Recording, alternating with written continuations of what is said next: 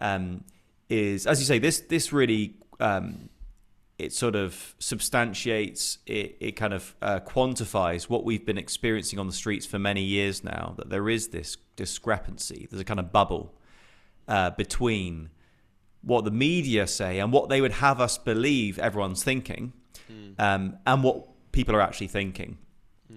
So that bubble is a bubble that this helps to burst and needs to burst. And I think in recent years, there's at least a growing contingent of people who are questioning the narrative of the mainstream media. We're seeing a rise, obviously not only in social media, but in some at least slightly alternative media channels presenting at least some alternatives. And so there is something in the cultural atmosphere, I think, that is more open to radical change, thinking issues afresh, not just swallowing the mainstream pill.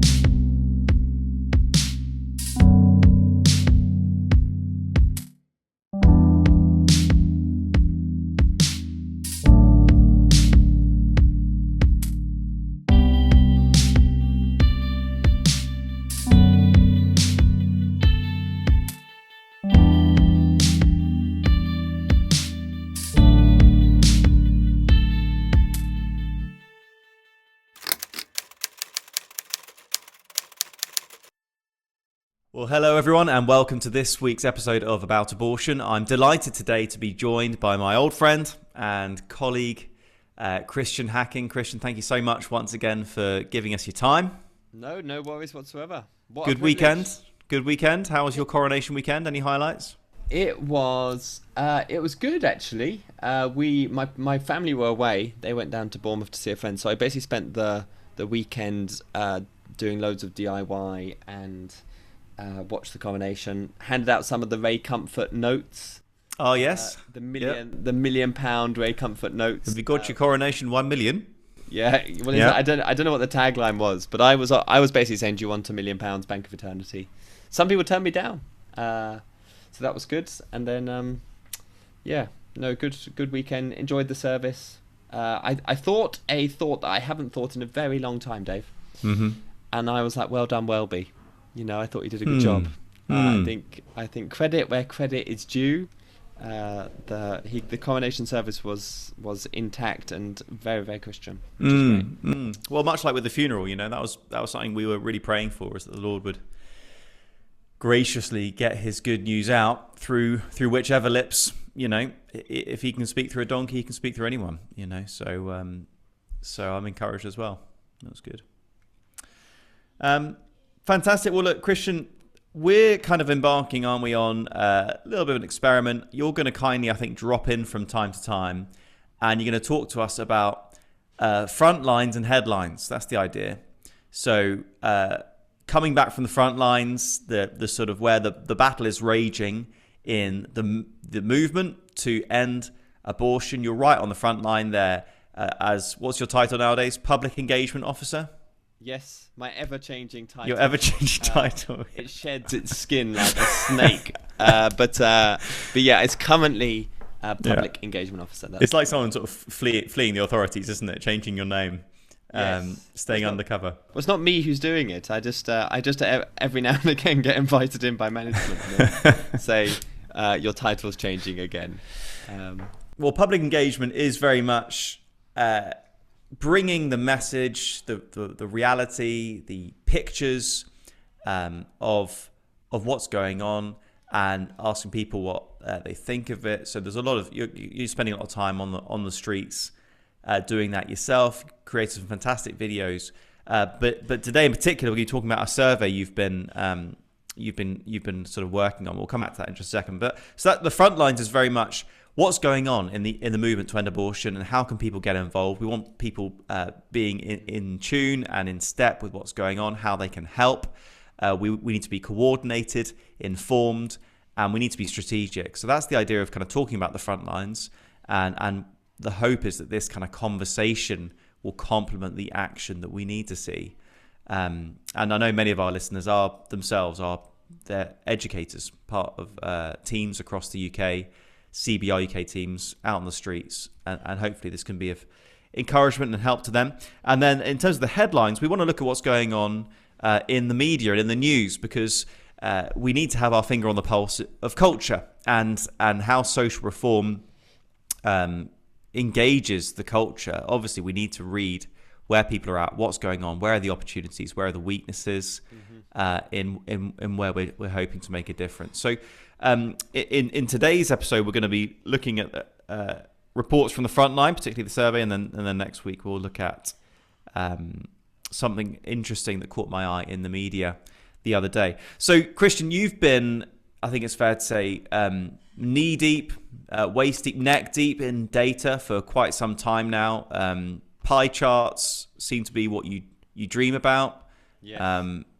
I can imagine at home, any question that comes from your children, the response comes 10 minutes later with a colourful bar chart. Yeah, definitely. What's been going on? So listen, I've been working for CBI UK for about 7 years now, and whilst anecdotally on the streets, we know that there's a huge divorce between what the media is telling us, we should think about abortion, and also just how people generally feel on the streets, right? And we've always been able to produce oodles of anecdotal evidence of people saying, I didn't know it was like that, or like, gosh, is it that human? Has it got fingers, toes? Wow.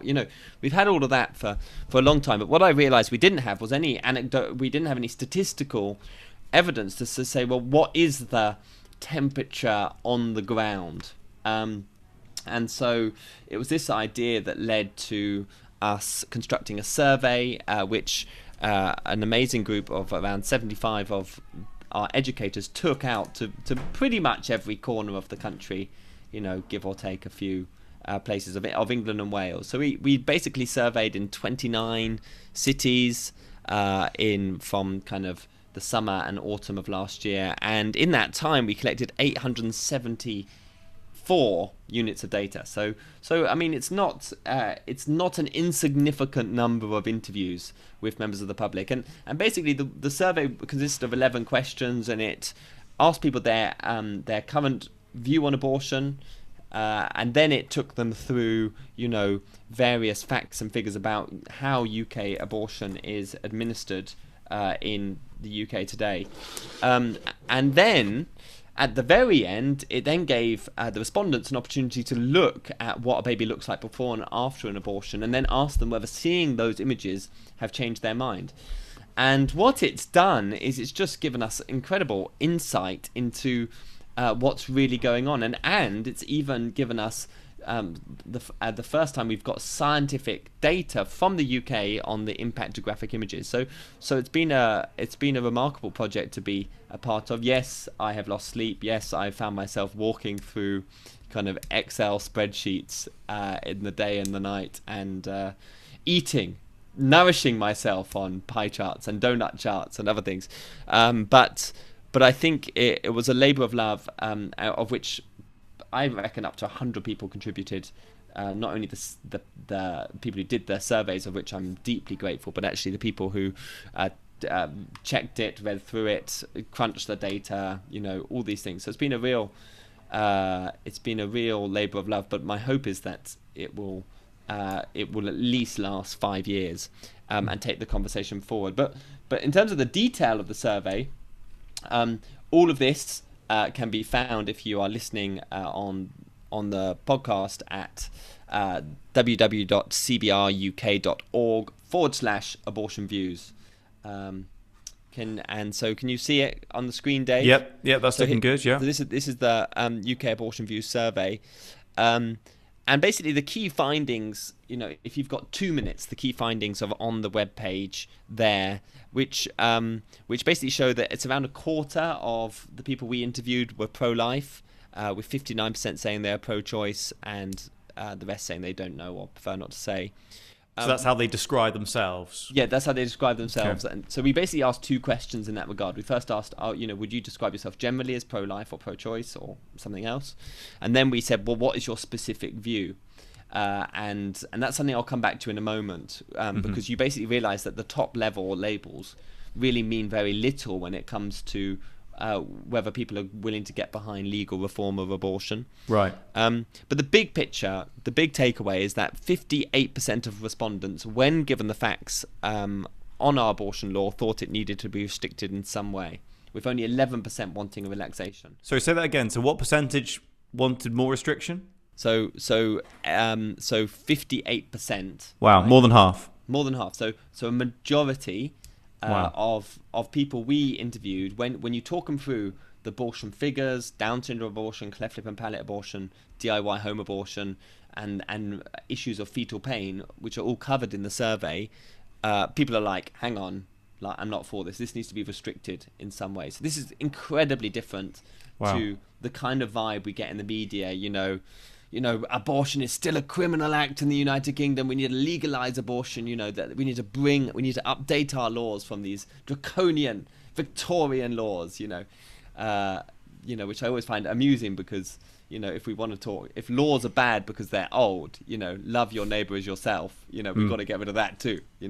Even though that's been kind of transcendent in law and every kind of code of kind of Western law. But anyway.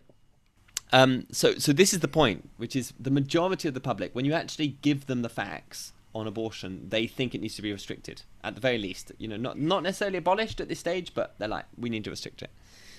But then when you actually break it down, the figures get even higher, right? So you see here, just under half, 46% thought that we have too many abortions. Okay, and this is something that I'll come back to in a moment. Because what's so interesting is a quarter of the people who thought this were actually pro-choice. They supported abortion, but when they were invited into the industrial scale of abortion, they were like, and there was a real divorce between people who were like, right, I'm for abortion, but actually it shouldn't be. The scale on which it's happening is clearly there's something up there. So that was an interesting insight. Down syndrome abortion, 55% of people thought it was unacceptable. But this is interesting, with 6 in 10, that's 63% expressing support for legally changing our law, okay? Which again suggests that not only are people uncomfortable about Down syndrome abortion, but even more people are uncomfortable about this. Like, why is it that disabled babies are allowed to be killed up to birth, whereas able-bodied babies are only able to be killed up to 24 weeks?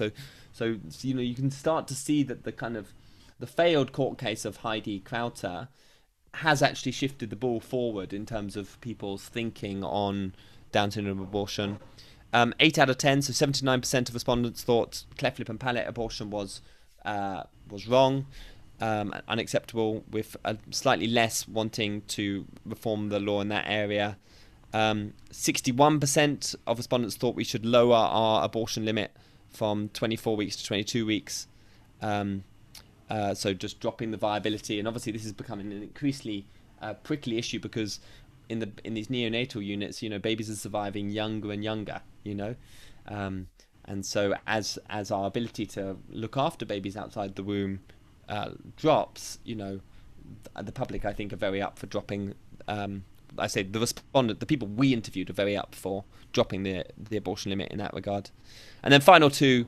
80% of respondents thought the mandatory introduction of painkillers for unborn babies during an abortion procedure beyond 12 weeks gestation. So basically, the research is suggesting that babies can feel pain from 12 weeks onwards in the womb. That would make sense of the ultrasound scans and the way they move around, the way testimony from abortion providers or ultrasound clinicians involved in abortions when the suction device is going near the baby's trying to escape from it, and it would also make sense from kind of what we know about the development of the nervous system of a baby.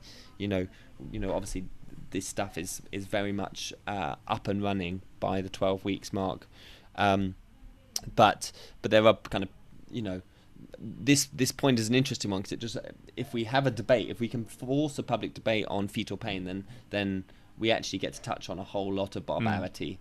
So it's kind of like, it's like, this debate will basically open up the washing machine of dirty laundry, meaning people will be like, hang on, there's a lot more going on in here that I didn't know about. Like, it's a bit like Brooks' slave ship, isn't it? Well, yes. Yeah. So it's like, well, I'm trying to think. Yeah, it's to do, so Brooks' slave ship, or there was a bill. There was a bill in the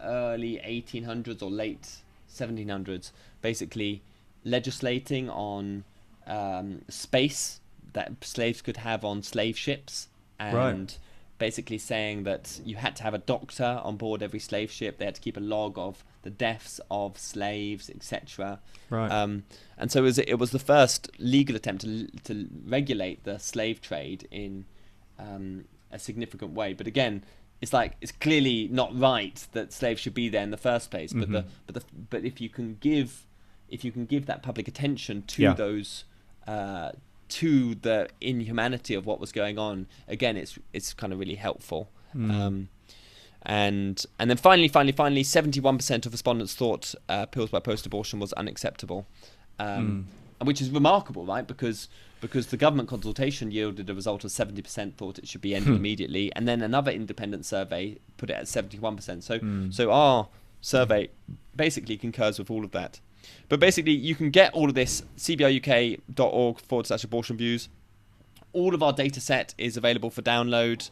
You can get a short results and analysis document here, so you can just download it. You can send it to your pastor, you can send it to your MP, all the details on there. Or if you want to take a slightly deeper dive, we've got our further analysis, commentary and recommendations document here, which is a 32-page document. But basically it goes through all of this stuff and makes a number of comparisons according to what people said their initial position was. Just to give you a slight flavour, I'm just going to go down to page here. This was an interesting discovery, right? So this is issue with pro-choice and pro-life terminology, right? And so this basically compared the question on what's your general view of abortion with what's your specific view. So, for example, the specific view would be something like abortion should not be permissible under any circumstance, or abortion should be permissible in extreme cases, or abortion should be permissible up to 24-week, or it should be legalized. But if you see this chart here, what you notice is there's a huge overlap in the middle between the pro-life and the pro-choice position, right? Which is most people find themselves either supporting abortion in extremes case or supporting abortion up to 24 weeks. So that's where the kind of majority of people are finding themselves. And so basically, if somebody's saying, well, I'm pro-choice, we just mustn't let the conversation stop there. Yeah, absolutely. Because as you, I think I phrased it like this the other day, sexual reproductive rights, it's hard to find unconditional support for sexual reproductive rights when it's broken down to its component parts.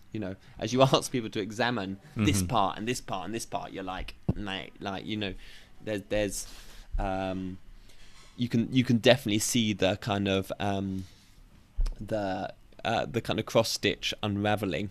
So anyway, that's all there. cbiuk.org/abortion views. You'll also see the data. You can download the data set, see for yourself. We've got nothing to hide, and we welcome public scrutiny on this. But I think this shows, at the very least, to quote Andrew Stevenson, head of CBI UK, he writes the foreword for the further analysis and recommendations document, and he basically says this, and I'll quote you what he says up here. But he says, here we go. He says, the truth which this survey expresses, and my experience confirms over nearly 2 decades of interacting with members of the public, confirms, is that abortion is far from a settled issue. Despite what we hear from those who provide abortions, once privy to the facts, there is a great deal of enthusiasm for seeing abortion law reformed. We commend this point boldly to the national conscience in the sight of God. And just above that, you can see 2 Corinthians 4:2 there.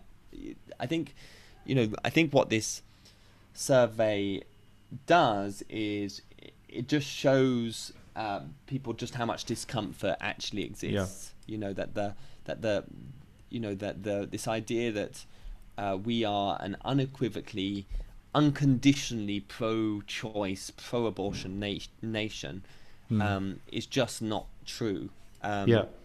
it doesn't quite, it doesn't go as far as to say, well, the public support abolition, but it does show that people are already uncomfortable, and this is something that I think abolitionists should make use of, because actually this, if people were to be more informed, then actually minds would change. And this is the final thing to draw your attention to, is one of our final questions was to do with the use of graphic images, right? So if I go back onto the document here, right? So if you go down to the very bottom, this appears in both documents, but it's got a further breakdown in the commentary and recommendations document, right? But basically it talks about the impact of graphic images, okay?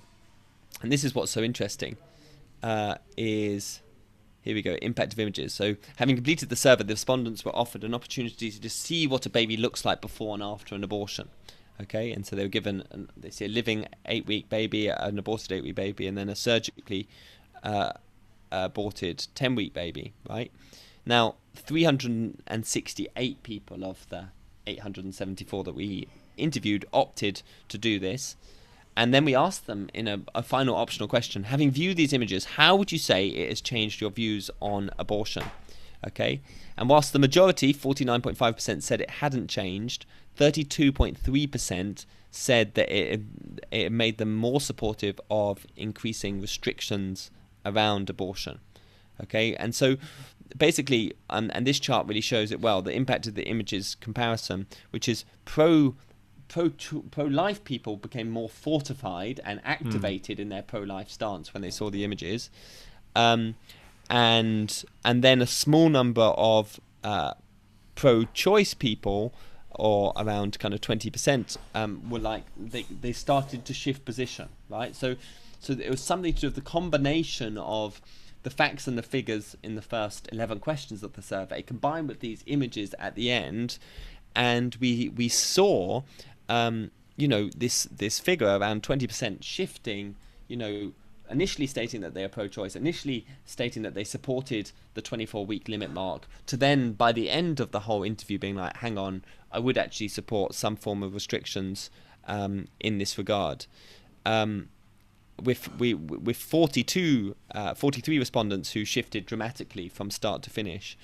And what I think this shows is that if this exercise of examining abortion facts, figures and images were to be replicated on a much larger scale, it would only be a matter of years before many agnostic, unsure and pro-choice people would reconsider their position and support a much more restrictive abortion law. And I think that perhaps is one of the most remarkable findings of the surveys. It suggests that what we are doing is working, and if we are able to scale up what we're doing to a much more national level, and to keep this information in the public conscience for as long as possible, the kind of hemorrhaging of kind of pro-choicers to either a neutral kind of agnostic position, or right through to a, hang on, this really is the slavery of our time, this is the blind spot of our time.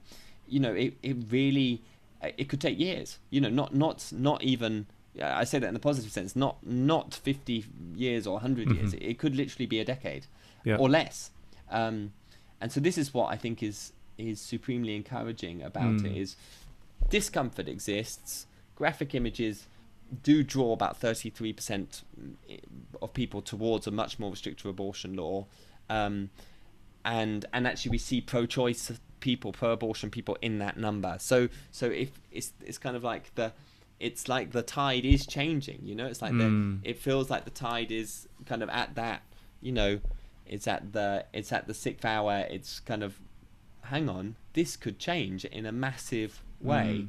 And really this is what I feel my particular calling is now, which is to really start hammering home the case for abolition, and to get that as public as possible, and then to change the conversation to to churches to say, okay, it's not about whether you are, do you support scripturally whether an unborn baby is a human being, but actually, will you support the abolitionist cause? Because I think that will give us a huge focus, and what we really need now, and this is something that I need to win the debate on, is Wilberforce and obviously his comrades Equiano, and Clarkson and all the other members of the Clapham sect, etc. What they did was they kept on presenting the same bill for 20 years. They set the agenda. They put forward the legislation, and then they just bolstered it year after year with more evidence, increasing the anti-slavery circuit, increasing the publications, etc. And I think we need to learn from their strategy. We need to find an MP to put forward an abolition bill for the abortion trade, or at least 98% of it, and then we want to see the evidence coming forward as the tide continues to change, and more people coming forward telling their stories. The evidence building, the public conscience being awakened more and more until and I really think we're very close to that stage now, and God willing, I'd love to play a part in helping make that happen. Brother, what an effort.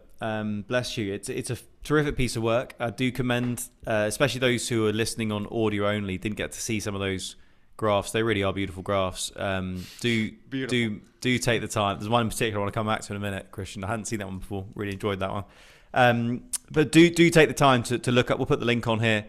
Do go and look at that, because this data is really significant. I think, Christian, for me, one of the main take-home points is, as you say, this really it sort of substantiates, it kind of quantifies what we've been experiencing on the streets for many years now, that there is this discrepancy. There's a kind of bubble between what the media say and what they would have us believe everyone's thinking, and what people are actually thinking. So that bubble is a bubble that this helps to burst and needs to burst. And I think in recent years, there's at least a growing contingent of people who are questioning the narrative of the mainstream media. We're seeing a rise, obviously not only in social media, but in some at least slightly alternative media channels, presenting at least some alternatives.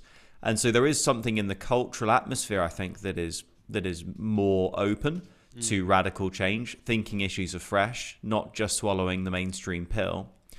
But there's another bubble, which I think this really highlights, which is that even the views that people do have on the streets, which are far less pro-abortion than what the media are saying, the mainstream media, but even those views that people do have are generally resting on this bubble of ignorance. And what we're finding is that most people just have an unexamined view. So your survey shows us the majority of people just say pro-choice, which basically means in that instant it's, I'm just in support of basically what's going on right now. I'm content with it.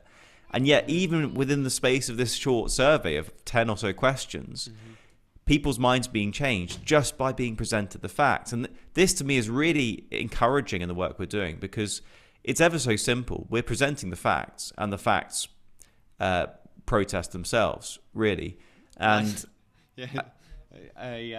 an adaptation on an adaptation of a poorly repeated Greg Cunningham quote. The original is much more on the lines of we don't protest abortion, we expose abortion, and abortion protests itself. But what we're seeing, even within your survey, just showing, oh, here's what the law says, how do you feel about that? People who it wouldn't have occurred to them at the beginning, I want to see any kind of restriction on abortion law. I'm just happy with what's going on. I trust what's going on, basically, without knowing the details, without knowing abortion law. I'm comfortable with it. But then just by showing the facts, even before you get to the pictures, people are becoming increasingly uncomfortable. And I just want to encourage those who are listening in, who are already engaged in education work as a part of the CBI UK team, people who are sharing stuff online. It makes a huge difference, because the abortion lobby depends so heavily on keeping people in the dark. And that's why they resist debate. It's why they try and deplatform people. It's why they insist so dogmatically in the mainstream media. This is what everyone thinks. Don't even question it. You're a total loony if you even question this. But it's so encouraging because actually it's so easy. It's really easy just to show someone. I mean, the reality of abortion. It's really easy to explain the simple facts, what's going on. This is not a task too great. Just by displaying the truth, we pull the rug from under the abortion lobby. And one of the main things they're depending on is that people are not going to take a close look at that. So let's make people take a closer look. So that's one big take home for me, just the unexamined position of so many. And you're absolutely right what you said about, when people say, I'm pro-choice, don't let them get away with that. What do you mean by that? Do you support this kind of abortion? Do you support that? On the streets, I tend to say, what? Do you support all abortions up until birth? Most people say no.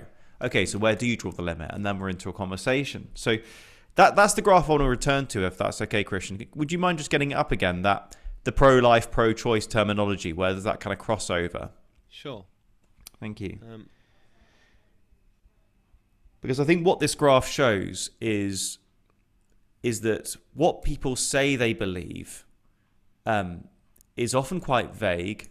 They may not really know themselves what they really think or why. They may not be aware of the facts, and it may not translate to what they're actually doing. So this graph really shows the pro-life, pro-choice overlap. For those watching on YouTube, you can see this. Others, you can get this again. It's page 10 of the Further Analysis, Commentary and Recommendations document. And on the one hand, this shows that those who say they're pro-choice are much more persuadable than we might instinctively assume. They don't know the facts. They haven't thought it through. They've not been challenged in their thinking. And here, this graph is a great encouragement to challenge people's thinking and to what do you mean by that? And do you support this kind of abortion and so on? And let's not forget, more than half at the beginning of the survey said they're pro-choice, but then more than half said they wanted to see some level of restriction. So people are not, or at least they're not remaining what they said they were. But I think there's another side to the coin here, isn't there, Christian? Because what we've also got is people who say they're pro-life, but that doesn't actually mean they have any clarity or conviction necessarily that it's always wrong to kill an innocent human being in the womb. And it certainly doesn't mean that they're willing to actually make that look like something in their lives, in their actions. And I think that's where much of the church really needs... we said don't let people say, I'm pro-choice, get away with it. We also can't let people who say, I'm pro-life, get away with it. Because in the church, there are people who say, oh yeah, I'm pro-life, but... ... And then we get a whole raft of situations in which they think abortion's permissible. Oh, but it's not for us to legislate morality. Oh, it's not for us to impose our views on others. And, it would be so unloving to suggest to a woman, who's in a difficult pregnancy that she has to have her baby. And so I think the flip side of this is where I'd really like us to focus in the last few minutes, because we're looking at how the nation is ready for abolition, or potentially ready for some degree of abolition. And there's a door, it seems, opening. But is the church ready? Is the church ready for abolition? And is the church ready to take a lead towards abolition in the way that we should? Well, I think you're right. I think this graph is an encouragement and a discouragement in equal measure, because it shows that loads and loads of pro-life people, either most of them actually kind of are between supporting. Lots of them support abortion in extreme cases, right? Which in effect is when the despair and the suffering and the the hopelessness of the situation is bad enough. Is it okay to kill? These are the exact moments where God is testing us. He will never tempt us more than we can bear. But these are the exact moments where we step out in faith and we say, no, I trust you, Lord. Into your hands I commit my life. And yet that's the exact moment where, all too many Christians will be willing to drive you to the abortion clinic. So that is an area that massively needs to be addressed. Not to mention those who just support the current law, without challenge. And really, it kind of, I guess the ball goes back to you, Dave, with the Brephos work and the importance of engaging the church and engaging your own pastors on this stuff. There's a great resource out there, isn't there? The Life Affirmation Pledge. Getting people to sort out their thinking on the abortion issue, not taking no for an answer. Even I even remember talking about my work with fighting abortion at a Bible study, and you wouldn't believe just number of deeply pro-abortion ideologies just bubble to the surface because they are there. There's a reason why the abortion industry has been able to grow as massively as it has done, and that's because the church has not been clear on this stuff. So I think there's the public. There's a great opportunity with regard to the general public, but there's also a lot of stuff that needs to be sorted out within the house of God. I think where judgment needs to start, I guess. Absolutely, and thanks for mentioning life. I was just about to mention life affirmation myself, because I think there are at least two big problems that we've got in the church. One is there's a lack of doctrinal clarity, so people don't even have a sort of notional pro-life position. Just in terms of their beliefs, they're not clear, and the life affirmation is designed to bring that clarity or confirm that clarity. And it's a clear biblical statement on life in the womb, the value of all life, the wrongness of taking innocent life. But there's also a really helpful page which focuses on the so-called hard cases. Okay, what about rape? What about incest? What about life of the mother? And it just examines those in detail, and really helps those who are basically pro-life, but they're just confused. They haven't thought through those areas. And that's an opportunity for churches to arrive at doctrinal clarity. And there's still a massive need for that. And there is, sadly, a resistance even to go to the point of doctrinal clarity, let alone activistic, proactivity and meaningful engagement. But just in terms of doctrinal clarity, there is a resistance, sadly, even to that. The Fellowship of Independent Evangelical Churches, national organization, kind of affiliation of all these different churches, several hundred, maybe even 1,000, I'm not sure, churches. I've been trying to get them to adopt the life affirmation or something similar for years, and to no avail. And the national director of FIEC actually said this. He said, well, I think most of our pastors would be generally pro-life, but they'll be less sure on, and then he listed a load of situations, the so-called hard cases, some of them social situations, not even medical issues, and giving credence to the idea that it's okay to be unsure on these cases.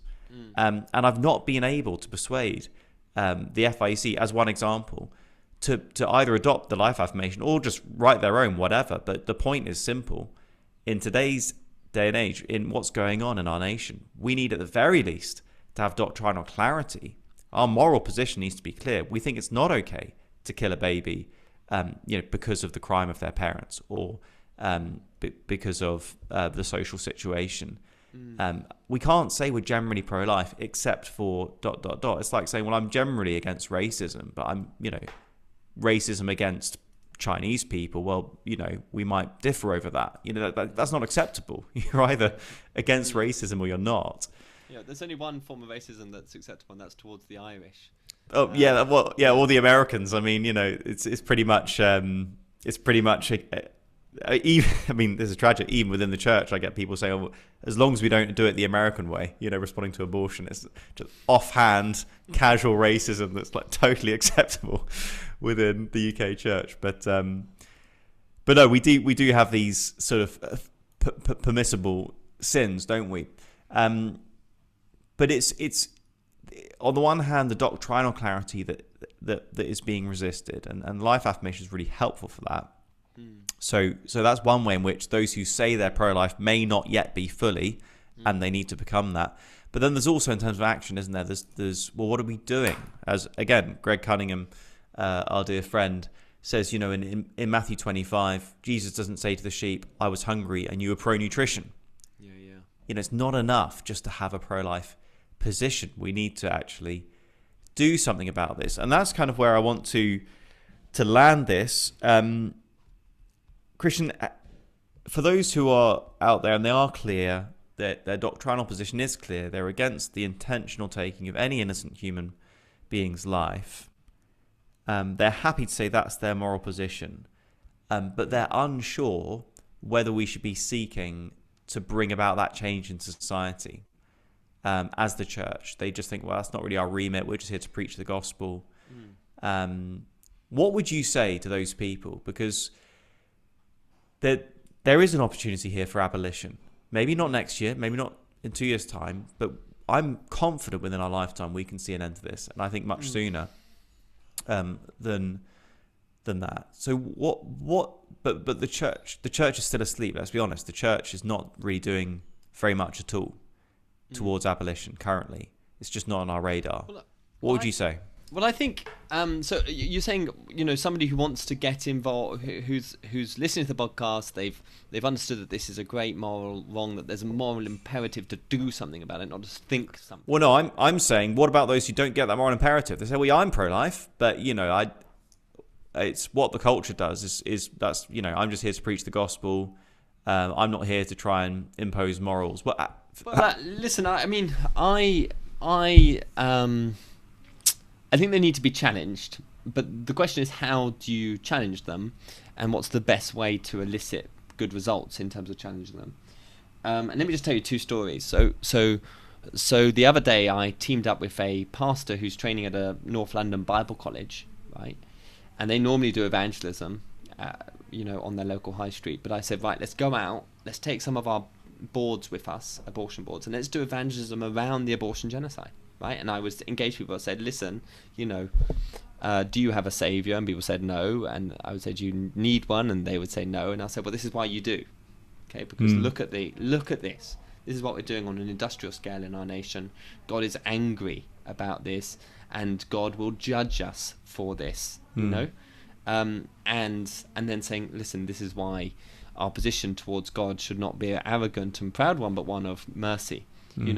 Lord, have mercy on us. So in that situation, it was like, okay, your Bible college, let's make abortion relevant to them. Let's show them that the abortion genocide could be something that they can address in their regular evangelistic program. Likewise, I spoke to somebody the other day and I was talking about these statistics and this data, but he said, well, where's the evangelism in this? It was like that was the key for church engagement or parachurch engagement.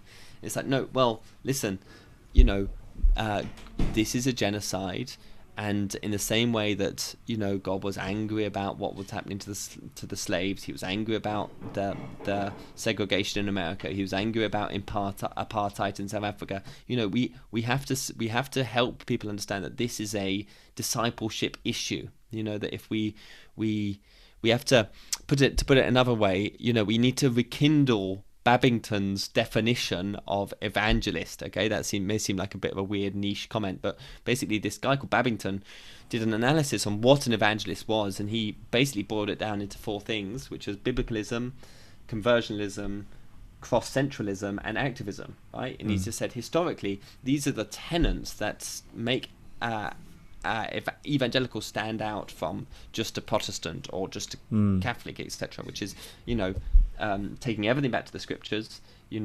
adamant that you have to be soundly converted, you have to be born again, as Whitfield so often proclaimed. Thirdly, cross-centralism, that it's all about the cross, taking people to the cross of Calvary is central to all of this. And finally, activism, which is that the cross of Christ means that we cannot remain inactive in our lives on political and social issues. And this is Babington's quadrilateral, isn't it? Yes. To be fair, it was before the days of Excel spreadsheets, wasn't it? I mean, the square was probably the best he could do. Yeah, I mean, I would definitely put it into a pie chart now, or donut chart. Yeah. But we should. I mean, listen, we should definitely run a TikTok campaign on this, because you can easily get that into like a 1 minute squidge. Because people need to understand that our current form of evangelical Christian is not evangelical by any historic criteria. So I think there needs to be a huge overhaul in how we understand ourselves, how we look at ourselves. I think churches need to see that this is a social justice. It's also an evangelistic tool. Yeah. But finally, is one thing I've grown increasingly excited about, right? And I guess this has been something that is just bubbled up over time. Is that our postcard, right? the CBR UK have been working on postcards. We're currently doing them biannually in Christmas and Easter, which are postcards that humanise the unborn child. Sometimes give detail on abortion in written form, sometimes not. But in the last one, in the Easter one, it was it had a message from 1 Peter, a quote from 1 Peter, about being born again, 1 Peter 1, etc. And using etc. there as a cover for the fact I can't actually recite the verse right now. But the point being, I heard that one local pastor to us, right, who has generally been quite resistant on the abortion issue, doesn't want CBR UK to be saying anything from the front, right? And this is over a 4 or 5 year period. He was out posting this postcard through doors locally over the Easter period, okay? Which is I think he saw it wasn't a graphic image, it was just an image of an unborn baby fearfully and wonderfully made. He saw that there was a scripture on the back, and he probably felt, but like, let's be cynical, maybe he was just like, okay, well, I've done my bit, okay? That is still massive, right? Mm-hmm. Because he has posted the reality of the humanity of an unborn child into a home which could very well be in line to receive an abortion pill, maybe not now, but when the daughter gets older within that home, whatever the future holds. It's a small act. Maybe he posted 10 postcards, but if a pastor can move from unsure about this to giving up half an hour of his busy schedule to do postcarding, and we can see that on a bigger, more massive level, then actually there's hope, right? Because we will continue to do our graphic abortion image educational campaigns on the streets. We had a report just over the weekend that somebody threw paint on the one in Newcastle. So the demons are really being routed by this stuff, right? But that may not be for everyone. Some people, the combative, the intensity of that won't be for everyone. But there's no one, who can't be involved in posting postcards, or let's say they're old or infirm, they can at least be praying for those who are posting postcards, right? So there's really the situation that I think we're working towards at CBR UK is to basically ensure that that everyone has an activistic outlet to this issue, that there's no one who can't do anything about it, and I really think that is the way forward here, because if people are hearing the facts through their door, if they are hearing us defending our nationwide postcard campaign on national radio, if they're then seeing us on TikTok or YouTube Shorts or whatever, it's going to become we're going to reach that point. And to quote Greg Cunningham for a third time this podcast, and we can never get enough of the Greg Cunningham quotes. Indeed, I think we've got our own stream designated to Greg Cunningham quotes. But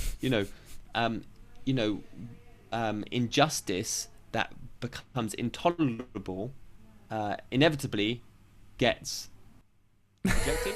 No, I've messed it up, haven't I? Injustice that is unseen. Injustice that is unseen is tolerable. Injustice that is seen becomes intolerable. Becomes intolerable. And so this is we need to have a separate call on Greg Cunningham quotes. So we don't. I think we both need to do a bit of work on them. Actually, we've both misquoted the man. But the point is, he'll be suing me. The boy, Hi, Dave. I need a call anyway. But the point being, the more avenues we can generate by which this society is being confronted by this, and these are just practical ways through the door. These are the very minimal ways that, we're not even addressing arts and culture and other poetry and other things here. But the more that can happen, then it's inevitable that society's going to have to make a clear decision on this. Because so many of them are, as we've said, resting on this bubble of ignorance. That's why they hold the view they do, because they just don't know. So many of them. So a postcard through the door can change everything. So, Christian, those who are then convicted, they hear the call, they want to act, they want to get involved. Is there something they can join? I mean, is there a kind of movement that they could somehow get involved with? I don't know. Is there a link? Yes. Yeah. You've pretty much, in a word search, you put all the words there. Thank you for the low-hanging hook there. But yes, www.cbruk.org/join the movement is the best first starting place for anyone to get active on the abortion issue. And it's a means by which it's a Zoom call the last Thursday of every month, which I host with my colleague Carolina, and we help you take your first tentative steps to action on this issue, and are willing to support you along the way. So yeah, if that sounds interesting, visit www.cbruk.org/join, Brilliant. and you can start your first steps on this journey. Brilliant. Thank you, Christian. I just want to close with a few words from the book of Esther. I'm confident we're going to see an end to this injustice in our lifetime. I can't prove that biblically, but we do know, obviously, at the end of the age, when Christ returns, he's going to put an end to every injustice. This is going to be ended sooner or later. The question is, to all our listeners, to those who are not listening, which side of this movement are you going to be on? Are you going to be actively helping this move forward, or are you going to be outside of what God is doing? And I think these words from Mordecai to Esther in chapter 4 are challenging. If you remain silent at this time, relief and deliverance for the Jews will arise from another place, but you and your father's family will perish. And who knows but that you have come to your royal position for such a time as this. Look, if we stay outside of this, if we marginalize ourselves, God is still going to do what he's going to do, but we'll be left by the wayside, and we won't get the privilege of being involved. And that's my challenge to those listening.